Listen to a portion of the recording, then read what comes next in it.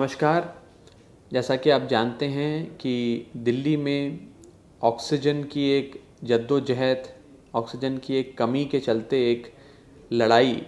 सब दिल्ली वाले मिलकर दिल्ली सरकार के साथ लड़ रहे हैं, संघर्ष कर रहे हैं और हर संभव प्रयास कर रहे हैं कि पर्याप्त मात्रा में दिल्ली में ऑक्सीजन हर अस्पताल में मिले और सारे मरीज़ बहुत जल्द ठीक होकर अपने घर पहुँचें।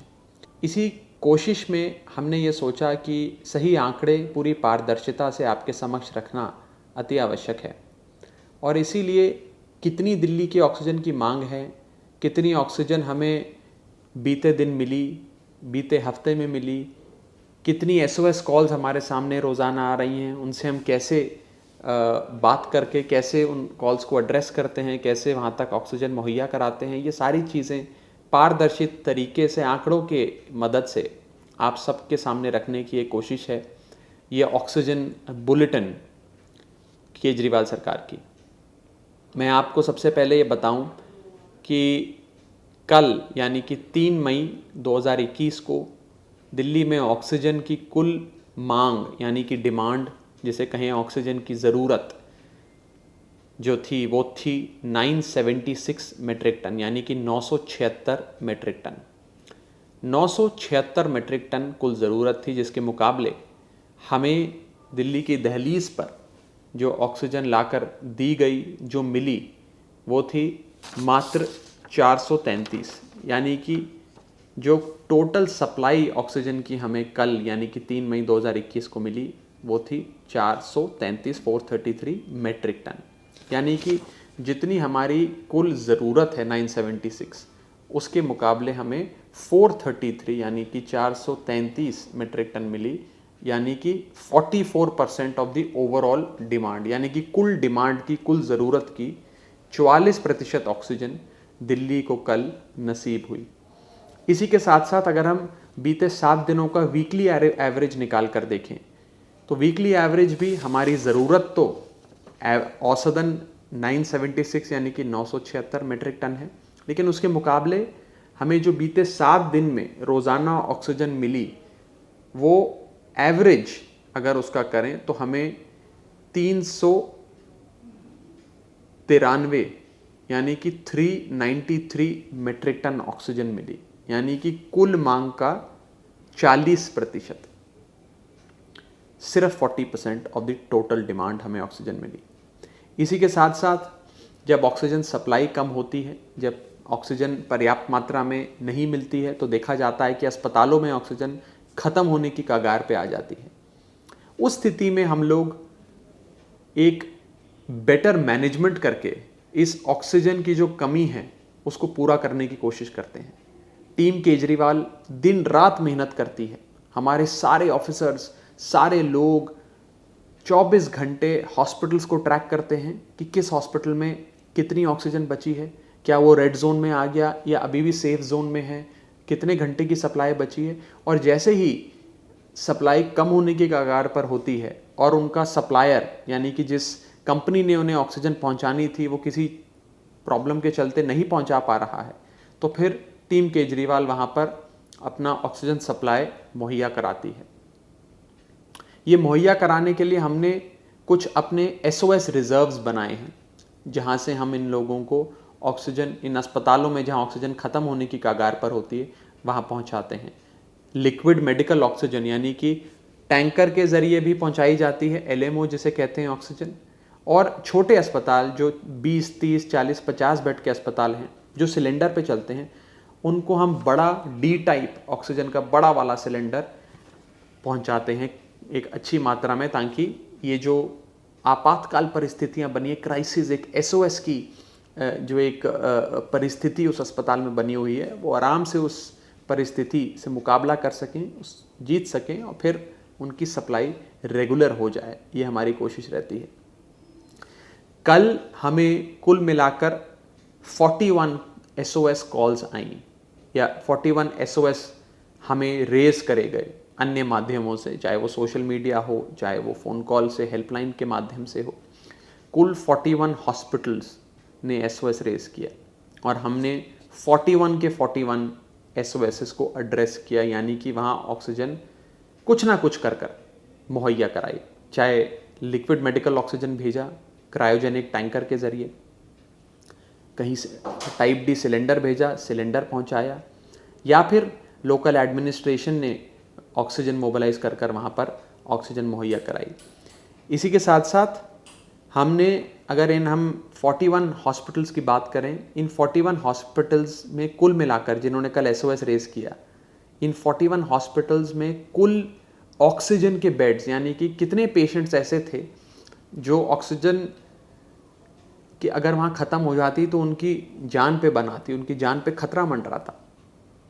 उन 41 हॉस्पिटल्स में कुल ऑक्सीजनेटेड बेड्स थे 7,142, यानी कि 7,142,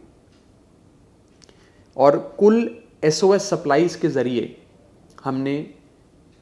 21.3 मेट्रिक टन, यानी कि 21.3 मेट्रिक टन ऑक्सीजन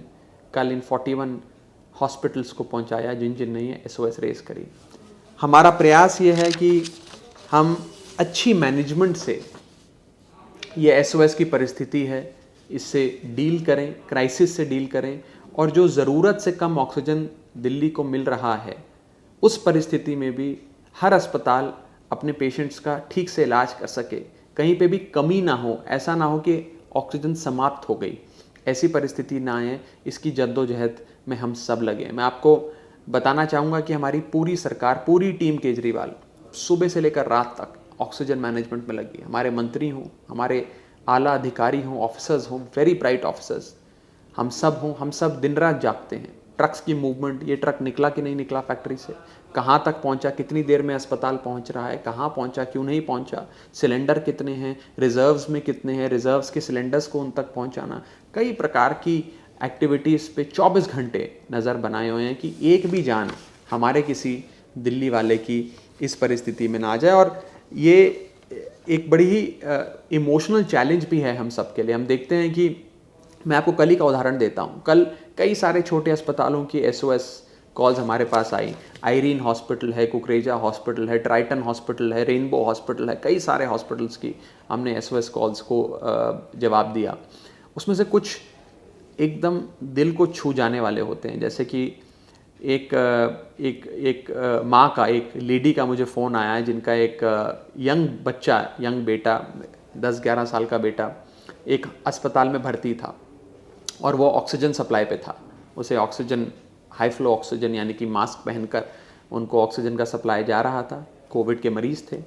और माँ का उनकी रोते हुए फ़ोन आया कि इस अस्पताल में ऑक्सीजन ख़त्म होने वाली है,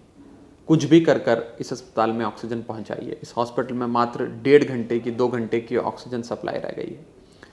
हमने एक ट्रक हमारा लिक्विड मेडिकल ऑक्सीजन कैरी करते हुए किसी और अस्पताल की ओर जा रहा था। उसने जिस अस्पताल में जाकर ये ऑक्सीजन पहुंचानी थी वहाँ पर पर्याप्त मात्रा में पहले से रिजर्व्स बने हुए थे, वहाँ पे आपातकालीन परिस्थितियाँ नहीं थी। हमने जल्दी से उस ट्रक को मोड़ा, सबसे पहले इस हॉस्पिटल में जहाँ पर जिस माँ ने हमें फ़ोन कर बताया कि उनका बेटा बहुत नाजुक दौर से गुज़र रहा है, वहाँ ऑक्सीजन सप्लाई की कमी हो सकती है। SOS उन्होंने रेस किया, रेड जोन में वो ऑक्सीजन सप्लाई पहुँच चुका था। हमने वहीं से गाड़ी घुमाई, तुरंत उस अस्पताल में ऑक्सीजन पहुँचाया और वहाँ पर पूरी सप्लाई मुहैया कराकर उस माँ को भी, उनके कलेजे को भी थोड़ी ठंडक मिली और अस्पताल में कई लोगों की परिस्थितियां बेहतर हुई, जानें बची। तो मैं आपको ये इसलिए बता रहा हूँ कि